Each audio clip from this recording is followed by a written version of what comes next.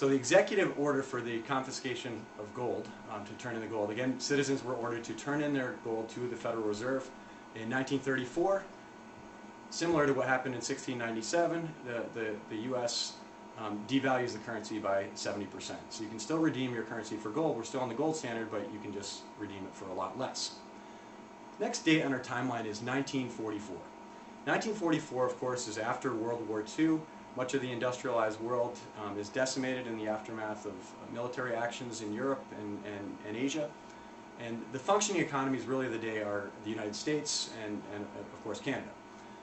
The United States hosts a conference at Bretton Woods, and this is an economic summit of all the countries of the world. They come, and one of the main topics of conversation for the new economy, the post-war economy, is a reserve currency. Initially, most of the participants were leaning towards a gold standard. A period we had the Newtonian gold standard of sound money, and so that was sort of the initial idea. The US and the UK are somewhat concerned. The Cold War is beginning. We're concerned about the holdings of silver, gold, platinum, and other resources by the Soviet Union. So the United States doesn't like the gold standard as an alternative. And there's proposals for, John Maynard Keynes proposes something called a bancor, B-A-N-C-O-R, which is a commodity basket, which would include oil in addition to gold and silver and other things. But ultimately, the dollar is settled upon as a reserve currency. And the United States puts forth that while it's not gold, the U.S. currency, the dollar is redeemable in gold. So it's as good as gold. And instead of incurring storage costs, you can actually earn interest. So the countries of the world decide to adopt dollars as their world reserve currency. Next big date on our timeline is 1971.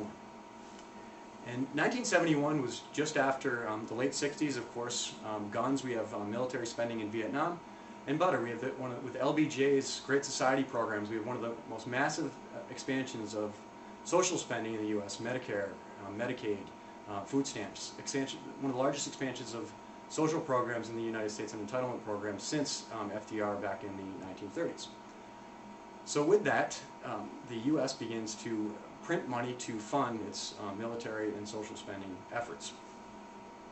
Many of the countries of Europe in particular decide that they would just as soon trade in their dollars for the actual gold that it is redeemable in. And there is a bit of an outflow, but President Nixon in 1971 closes the gold window. So dollars at that point become unredeemable for gold. Gold is now legal to, and throughout my lifetime has been legal to hold as a citizen, but that is when that occurred.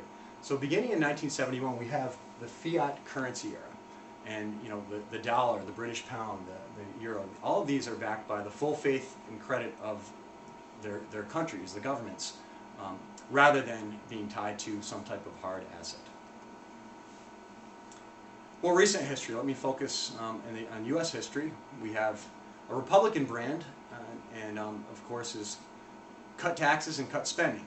However, half of that seems to occur invariably and the other half doesn't. So the Republican reality is, there's a lot of guns and butter spending. Medicare Part D, the prescription drug benefit, was one of the biggest expansions of entitlement programs since the late 60s. And of course, there were costly wars in the last Republican administration and military spending. Democratic brand, by contrast, is one of peace and compassion. And again, I'd say the Democratic reality is more government, guns and butter spending. Rather than a peace dividend, we're really looking at redeployed military spending.